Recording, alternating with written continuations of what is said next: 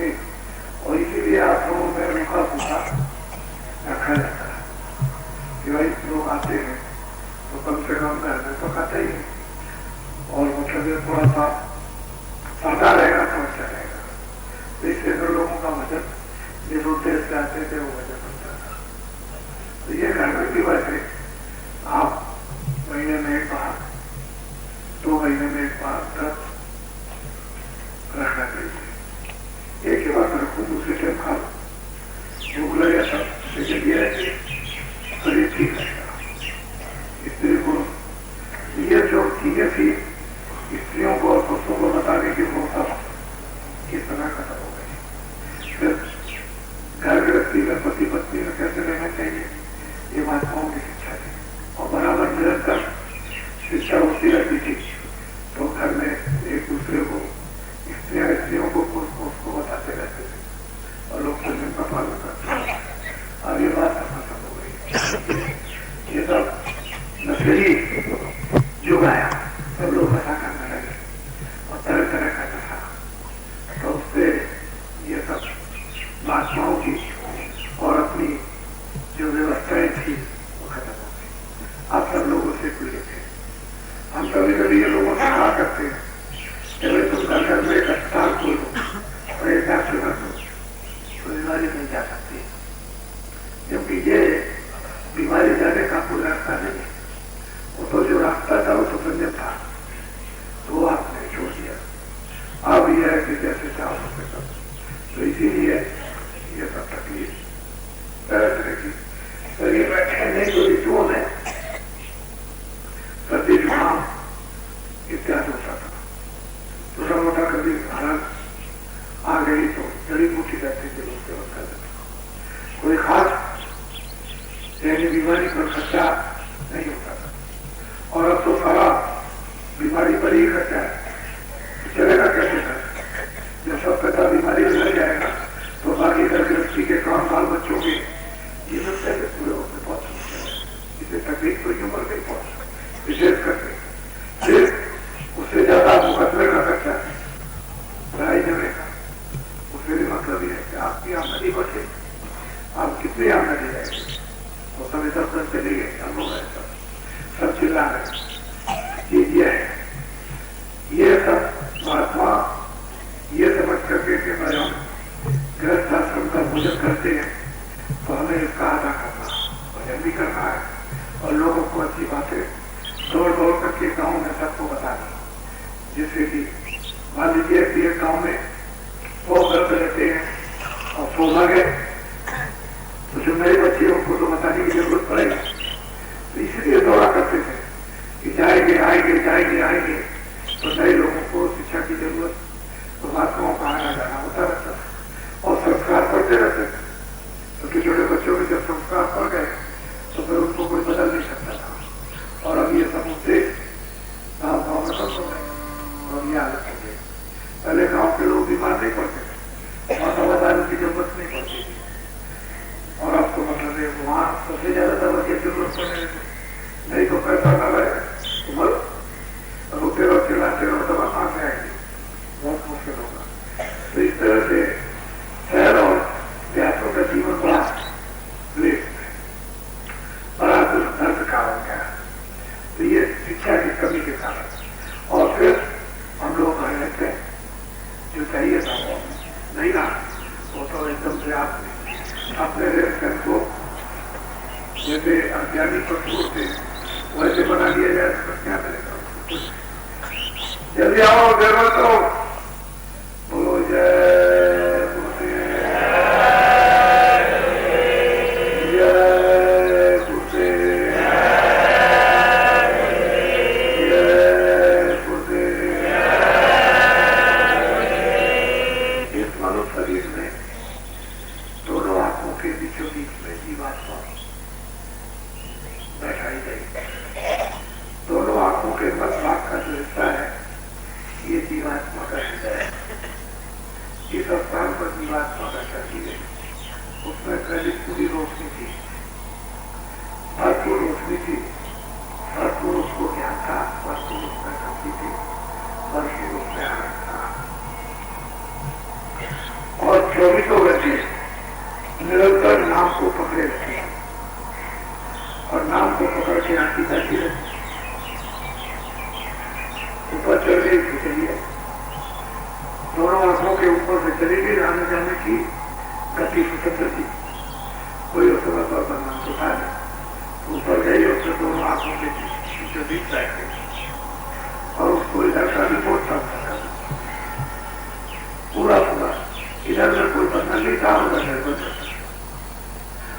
जब कर्म विधान बना दिया वेदों में और फिर आपको अधिकार दे दिया तो करना, अब आप अपनी इच्छा से कर्म करने लगे, सुख का आनंद आने लगे।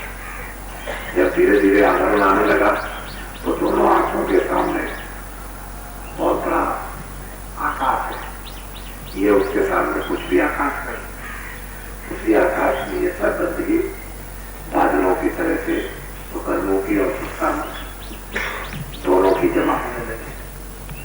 कभी पुण्य कर्म कभी पाप कर्म, ये सब ऐसे लगने लगी, ऐसी पाप की पुण्य की, पाप की पुण्य की। और ये सब ऐसी से बादलों से भी बड़ी बड़ी चट्टानें अंदर में आकर के वो सब आपके सामने जमा हो गए। तो पहले जीवात्मा की आंख खुली थी, कान भी खुले थे और नाक भी खुली थी। वो नाक से भी काम करती थी, आंख से भी काम करती थी, कान से भी, सुनने का भी काम करती थी, देखने का भी और सुनने का, और चढ़ जाती थी, चली जाती थी और उतर जाती थी। तो नाक दो थी, वो दो डाल रखी है, उसी को पकड़ा और चढ़ गई और फिर उतर जाए, उसमें आकर्षण विचार।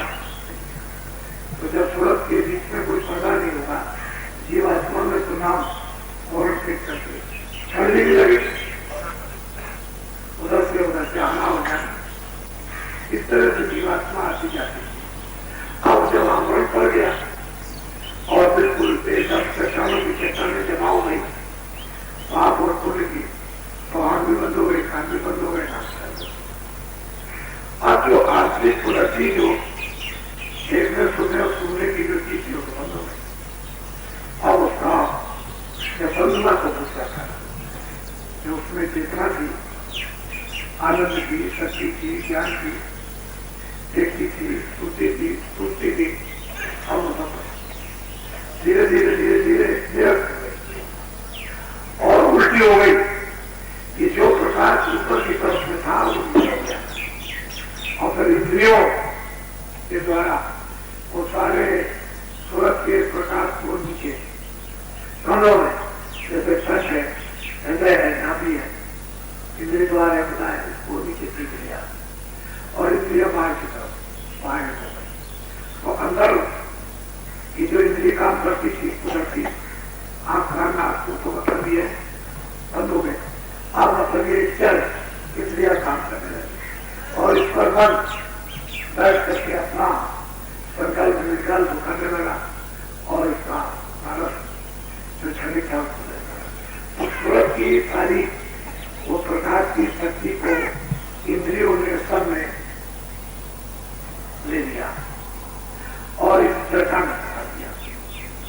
अब मतलब जब चर्चा होते तो निकाले से निकलते, तो जब तक सूरत का प्रकाश सिमट करके कमरों से, गुना से, नाभिक से, इंद्रिय से, हृदय से, कंठ से जब तक सिमट करते और सामने ना आए तब तक कुछ नहीं हो सकता। यही सबसे सुलभ और सहज साधना का अर्थ है कि हम लोग जब भी साधना साधन करें और जब करें ध्यान करें तो मन, बुद्धि और चित्त जो इधर उधर काम करते हैं संसार का, उसको रोक लो। 5 मिनट के लिए, 10 मिनट के लिए, आधे घंटे के लिए उसको रोक लिया और कहा कि इसमें लगाओ, सुनने में लगाओ, देखने में लगाओ। जब आप सुनने में लगाओगे, देखने में लगाओगे और मन थोड़ी देर के लिए रुकेगा तो फिर उसमें रस बन जाएगा। जब रस बनेगा तो सब रस होते ही जान, तो ये रस की है कि देखना भी फीका लगेगा, सुनना भी फीका लगेगा, सुनना भी फीका लगेगा, तो फिर उसमें रुचि बन जाएगी। जब रुचि बन जाती है उसमें आनंद आने लगता है, तो आनंद आता है, तो फिर उस आनंद की उसकी आदत हो जाए तो उधर से छोड़ देता, बस उधर छोड़ा, इधर न क्या। तो ये सहज साधन, सहज भजन, सहज ज्ञान, इसी को सहज योग, ज्ञान योग, सूरत योग इसी को कहते हैं। तो जब तक कि हम सूरत के प्रकाश को समझकर आंखों के सामने जब तक ज्ञान नहीं ले आएंगे, और जाने का एक ही तरीका कि जब भी ध्यान भजन तो समझ हो और बुद्धि को चित्त को लग जाता और बस आंख के साथ कान के साथ लगा, तो धीरे धीरे धीरे धीरे समझ लगेगा। जब इधर से रुकेगा, भाग दौड़ बंद करेगा तो मन बुद्धि के संदर्भ में काम करते रहेगा। फिर जब वो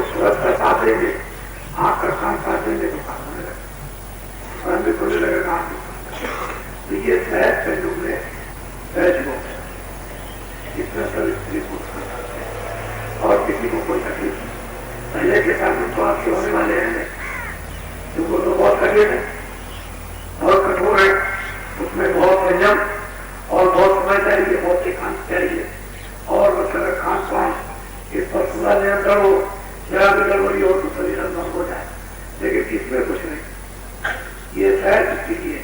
तो संतों ने कलयुग में सहज मार्ग, सुरक्षित मार्ग, नाम जिए जब त्यागे योगी, विरत योगी, ब्रह्म सुखई अनुभव अनुपा, अकथ नाम है नाम दलता, जानना चाहे दूर गति होगी। अगर कोई जानना चाहे उस दूर गति को तो नाम दिए, नाम को पकड़कर उसको सहज में जान लेगा। मेरा भाई कैसे नाम, भाई की क्या नाम, तुलसीदास जी महाराज के नाम, रघुवीरदास जी महाराज के नाम, ये जितने भी कलयुग में ये सब पधारे हैं, ये सब नाम की कमाई। ये कुछ तो पता ऊपर से ऊपर क्या है, मुझे हमसे क्या उन्होंने दया कर दी थी आपसे, मुझे तो मैंने बनाए आए, बनाने की जरूरत नहीं, लेकिन फिर उन्होंने कृपा की यहाँ बना दी। तो जो वहां पहुंचाएगा वो भी संस्कृति, जो वहां से आएगा वो तो पूरा है, उसमें तो अधूरे का काम ही नहीं हो सकता। तो इस तरह से जीवों को जाने का ये सहज मार्ग से तो अवसर मिला है कलयुग में, और इसीलिए कलयुग के समान दूसरा कोई युग है, इतना सरल और सहज हुआ इसका कोई अधिकार नहीं गया भगवान की वजह का। इसमें नहीं कि तुम नहीं कर सकते हो, तुम नहीं कर सकते हो, तुम छोटे हो, तुम विद्यार्थी हो, तुम ब्राह्मण हो, तुम क्षत्रिय हो, तुम आद्य हो, तुमसे नहीं हो सकता, तुमको अधिकार नहीं है, कुछ नहीं। कलयुग में सबको अधिकार और करने की बात है, अधिकार सबको देती तो बदल गया, तो तूने इस चीज को बदल दिया। इस सब चीजों को अधिकार में जाना चाहिए, जिससे कि सहज रास्ते से ये यहाँ से चलेगा। अब उसमें चाहिए महात्माओं की कृपा, उनकी कृपा का सहारा चाहिए, उनकी शक्ति चाहिए, उनका ज्ञान चाहिए, इससे वो दया करेंगे। लोगों के लिए होता, अब लोग ये समझते हैं उनके लिए समझे करना, चलो मैं भी चलूंगा साथ का कार्यक्रम, क्योंकि मैंने इसलिए तमाम बात दिया और उनको कौन हो सकता है, मैं तो मदद करने के लिए आए, तो ये ठीक है। तो अभी थोड़ा सा मंदिर पर भी सेवा कार्य होगा और जो वहाँ चलने वाले वहाँ चले थे और 200 करीब आदमी इधर चले जाएंगे, और मैं वही मंदिर पर भी पहुँचता हूँ आपके साथ, तो वहाँ थोड़ी सी सेवा कार्य, क्योंकि वो तो मंदिर का काम, वो तो आपका यानी स्वाभिमान काम सेवा का है। और सेवा इतनी करो कि जब आश्रम में जाओ तो जैसे माताओं के लोग खाते, इसके यहाँ खा लिया, उसके यहाँ खा लिया, उसके बटारे में खा लिया, खा तो लीजिए, लेकिन ये समझ करके कहीं नहीं मैंने खाया, ये नहीं कि हमने काम किया तो हमने खा लिया, ये सेवा नहीं। वो किया है वो तो कर रही है आपको उतनी सेवा, लेकिन उसके अतिरिक्त जो सेवा करोगे तो लोगों के लिए होगी, नहीं तो खाने के लिए हो जाएगी, बाद में सेवा है ये समझ करके आदमी को मतलब ये कि सेवा करना है कि भाई मैं आऊंगा, मैं बैठूंगा, मैं खाना खाऊंगा, पानी पीऊंगा, ये तो मैंने अपने लिए किया, और औरों के लिए मैंने क्या किया, औरों के लिए वही कार्य सेवा होती है, और उसी से फल लिया जाता है, लिया जाता है। मान लो कोई घटना होती है, अरे कर रहा हूँ, कोई काम नहीं कर रहा, बैठा हुआ भजन ध्यान कर रहा, उससे बोलना तो कुछ नहीं, अब उसका भजन और ज्ञान की सवारी आप कैसे लोगे, सेवा कहते करने बात को चले सेवा करते उसे छोड़ कर आएगा। बोलो जय गुरुदेव, जय गुरुदेव। अच्छा जो लोग मिले जुले गए तो मैं बारंबार तो बराबर वहां पर और जैसे जुड़ते रहेगा, आपको जल्दबाजी करने की जरूरत नहीं, नजदीक में रहता हूँ तो यह तो निकल रहे, लेकिन यह है कि थोड़ा बहुत तो मुझको मौका देनी चाहिए आपको, ये देखिए आपका कैसी दिए रहो, ऐसा नहीं तो वहां सबके बीच में रहूंगा, सुनूंगा, दर्शन करूंगा, बात करूंगा, आपकी बात सुनूंगा, आप क्या कहते हो, मतलब ये है कि ये सब काम में इसमें डालूंगा और फिर उसके लिए आपका काम करूंगा, तो ये सब होगा। बोलो जय ओम ज्योता के दयाल साक्षात संगठन की, ओम ज्योता के दयाल साक्षात संगठन की, और कोई नाराज जो सांस लगाना बंद कर दो, मैं आपने हमारे बंद कर दिए, कोई नारा लगाने की जरूरत नहीं, जितना महात्मा होता हुआ ना भारत माता की ये बोलता। अगर ये पूरा नारा हो गया तो यही भारत माता की हम जब कुछ होने वाला नहीं, इसको हमेशा इस बात के लिए सोचो तो सब ऐसा ही करता हूँ। बात काम की बात से तो काम होगा। बोलो जय